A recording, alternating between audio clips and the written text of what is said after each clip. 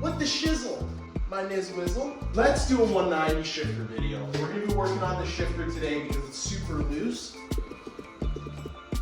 I wanna figure out why that is, if it's bushings, if it's bad linkage, something, so we can tighten that up and maybe shorten her up. So I'm essentially just gonna start by removing the centerpiece here, which maybe I'll repair today. Underneath here, you have some electrical connections. We can remove those.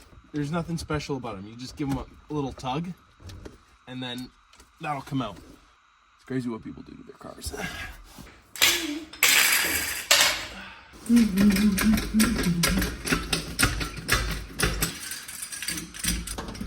Nice.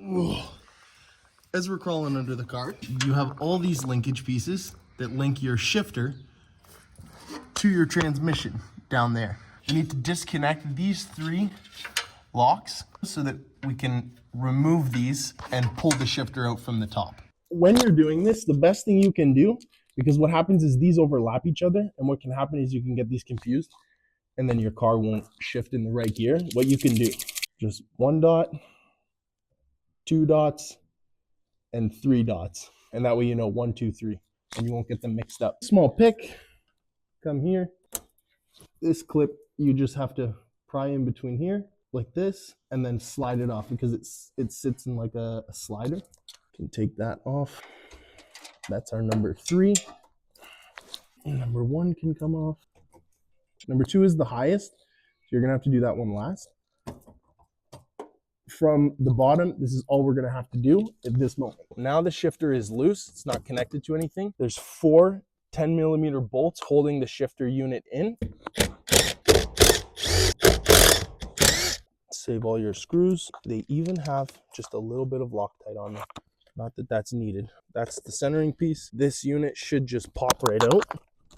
There's something connected to it.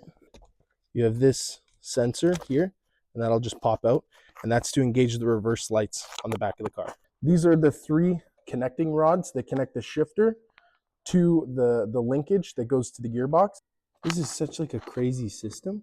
I'm gonna start by removing these 2 10mm and see where we get, and probably also remove the reverse switch. That's the reverse sensor. Very strange. No.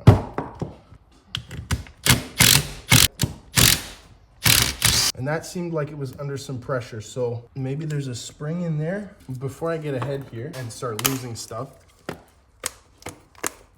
let's collect all of our pieces. And so we're getting somewhere. What I did there was this has a spring inside of it, which is creating counter pressure, and then this has 2 locking pins. And this sits inside of here under some pressure, and then that's what locks that in there. And then you have your motion for how you shift. And that spring comes out as well. Would you look at that? I understand now. This pin with these 4 lock pins, which are super worn, and I think that's why I have so much play. Those sit down inside of here. As those pins are moving by gear, it's adjusting the movement of these pins all individually. And that's what creates your engagement into specific gears. Unfortunately, I don't believe that I'm going to be able to do anything in terms of adjusting the play because of these pins being worn down, but I should be able to adjust all these connecting rods by at least one or 2 centimeters by welding in an additional plate on each side. And then that should give us shorter throws and like obviously better engagement. I hope, but we'll see. The problem between here and here is this play here. There's a pin that slides through here and locks. It's got a clip. I pulled that out. Now, this is free, but now what I need to do is I need to remove these 2 screws to release this pin, T20. The pin is loose. I'm gonna mark the pin where it came out so I don't lose anything. This came out like this. sits in between here. It's knurled, so that's what keeps everything tight. I'm gonna keep that with itself. I'm gonna try to compress this a little more so it fits tighter on there. If that doesn't work, I'm gonna add some plastic shims inside here to see if I can get a little bit of a better connection. I'm either gonna break it, in which case we can weld it back together. So I'm gonna start by measuring what measurement I have between here first. And it looks like I have 21.59. I'm gonna put that in the vise. Now, remember, we're not trying to break anything. We're just trying to compress a little bit so we get better movement. I'm gonna compress this a little bit more. It's being compressed. I have my original measurement, which is 21.59. We're gonna check again. And I've managed to compress it 0.5 millimeters, which I'm not gonna lie to you, doesn't seem like much. Let's check with the pin. First this, in between here. Oh yeah, it's tight. Oh my business, it really is tight. As a matter of fact, it completely doesn't fit inside. So good news, everyone, it works, but bad news is it's not gonna go back together. We'll make it go back together. Look at the state of my hands. I don't know what type of grease they use on this. Well done, Mercedes. Well done. So that needs to go back here. This pin needs to slide back inside here. I'm gonna use our alignment pin to set everything back, just so that I know it's not like in a bad position or anything. And then I'm just gonna tighten it back together. I am gonna tighten this, but just a slight bit by hand, just before it breaks. That's when you know she's good.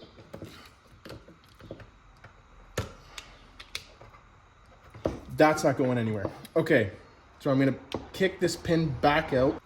That pin came out. Let's slide that back inside there. You need to line that back up. Slide your pin back inside. And that is tight. I have zero play anymore, front to back. So I'm gonna lock this pin back in place. I'm gonna try to not lose this. Okay. You're gonna wanna get on the other side of that and on the other side of that and compress, okay? Like that, and now the clip is back in place. This is locked, it's not going anywhere. My friend, lubrication. Gonna put a little bit of lube back on here. Stick that in there. A little bit of lube in here. With your finger. This is just MOS2. I'm a big fan of MOS2. It's velocity grease, but the nice thing is it lasts a long time. It doesn't hurt anybody. Now I'm gonna carefully slide this in. Grease on. I'm gonna slide that back inside. I gotta keep a little bit of pressure. The spring is compressing everything to 10 millimeters.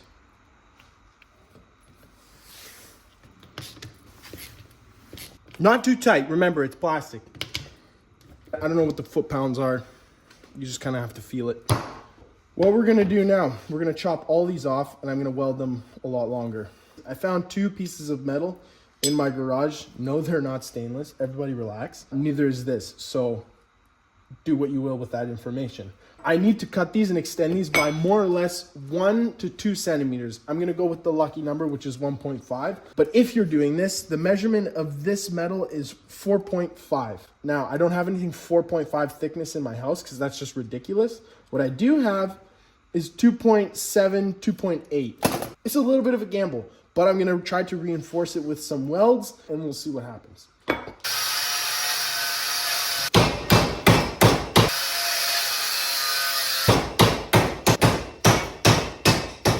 Yeah.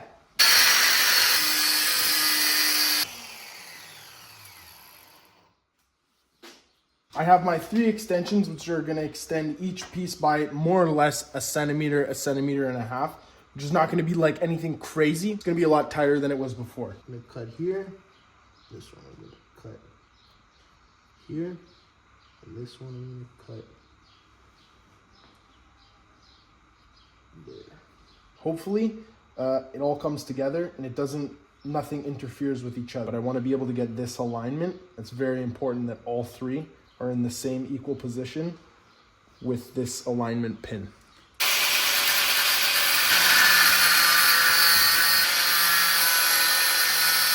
So there's no going back now. Now I'm just gonna start preparing the surface to weld.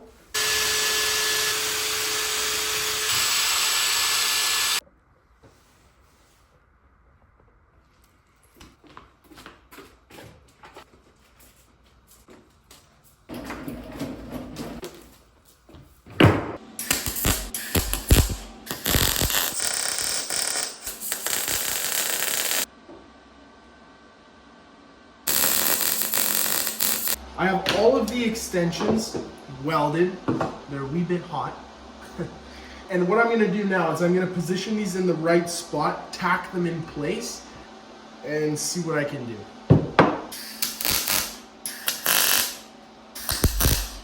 Okay, now I'm just gonna check for clearances. So everything looks like it's okay. Nothing looks like it's in contact with each other. All right, let's weld it completely, and then let's let it cool down.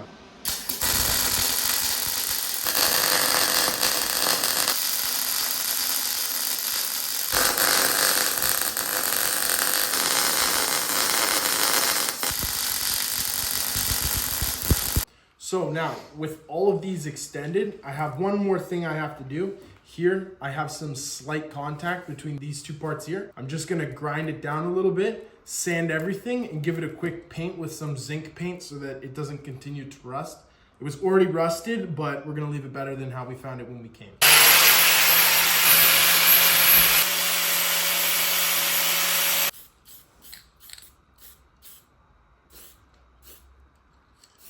Sick! Very important, don't forget to install the reverse lockout, because you're gonna wanna know that your car is going into reverse. Back into the car, and you wanna make sure that you're fishing your gear lever through. That's there. Then you're gonna wanna connect your reverse sensor. That's like that. Tuck that in. Make sure there's none of these cables in my way. This has got to go in on top.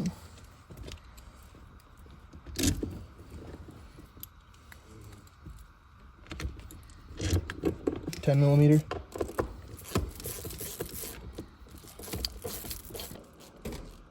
By hand, because it is plastic. Now all we need to do is go under the car and connect all of our links. See if we made any difference. We're gonna start with number 2, because number 2 is the highest, and I think it's the hardest one to get in. But before we put it in, I'm gonna put a little bit of grease on the borracha, the rubber, because I want it to be a bit smoother than before. Number 2, slide in place and grab the pin. Okay, number 1. Okay. Okay, that's locked. And finally, number 3. Slide that on. Up here in the top, you're gonna need a tool like this. I had to make this from a key. Here, there's these 2 little pins. This is a center lock. Send the key all the way through all 3 of the links. All of these are locked in position. And what you need to do is you need to remove each of these. With this locked, you need to release all the adjusters and adjust this to the right size. I did all this off camera because my phone was dead. The only one I had to really adjust was this one. I had to pull the whole bar out from the gearbox, and I had to thread down a couple more threads here on the bar, and I'm literally maxed out to the end, that so much so that I cut a little bit off the end, and then this is gonna thread up. These are all adjusted. I've already done a test inside the car. Shifts beautifully. Now we can go ahead, tighten all these up. We can send it. Okay, so unfortunately, I wasn't able to remove much of this plate, but I was able to shorten the shift quite a bit.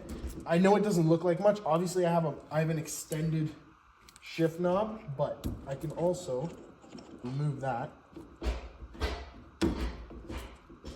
old shifters laying around the house. If I wanted to like have a shorter shifter, like you can see it's much shorter.